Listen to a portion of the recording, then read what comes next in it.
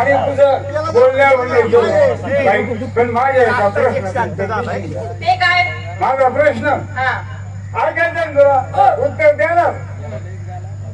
अंगाशी अंग भेटता लज्जा नसेल बरी, अंगाशी अंग भेटता लज्जा नसेल बरी, दरीत गेला मासा वरसून निघे पांढरी. काय म्हटलं रे म्हातारं? काय म्हटलं? अंगाशी अंग अंग भिडे लज्जा नसेल तिळवरी. वा वा. दरीत गेला मासा त्यातून वस्तू निघे पांढरी. आहे का उत्तर? आहे का? आहे ना. सांगा ना. सांगू का? अहो जेव्हा मुलगा जन्माला येतो आई आणि मुलाचं नातं कसं असतं? अगदी माय लेकराचं आणि अगदी पवित्र नातं. आई आणि मुलामध्ये लाज लज्जा आहे का? अजिबात नाही. मग ज्यावेळेस आई त्या मुलाला पदराखाली पाचते त्यावेळेस त्याला म्हणतात अंगाची अंग भिडे लज्जा नसेल तिळवरी.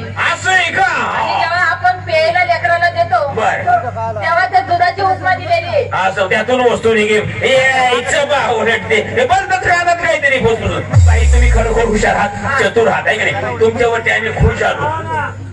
आता माझा प्रश्न देतात का?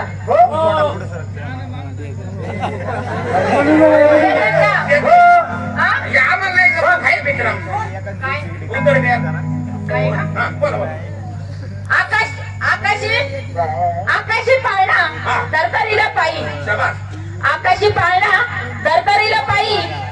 आधी जन्मली आई, आधी जन्मला पुत्र मग जन्मली आई. घरी जाऊन कशाला फोन आला मला तुझा जो प्रश्न आहे आकाशी पाळणा धरतरीशी बाई, आकाशी पाळणा धरतरीशी बाई, आधी जन्मला पुत्र मग जन्मली आई.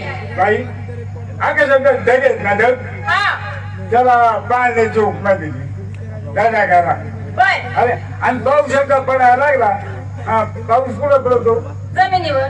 मग आकाशी पाळणा धरतरीशी बाई, आधी जन्मला पुत्र मग जन्मली आई. बाई पाऊस पडला का पहिलं पाणी कोण राहायचं? वड्याला दिले पुत्राची उपमा आणि नंतर पुढं नदीला आहे ना. म्हणून आधी जन्मला पुत्र नंतर जन्मली आई. बरोबर आहे ना? एक काम करा, आम्हाला ऐकायची आणि हे आमची करून म्हणजे तुम्ही या गाणी ऐकायची. तुम्हाला लगेच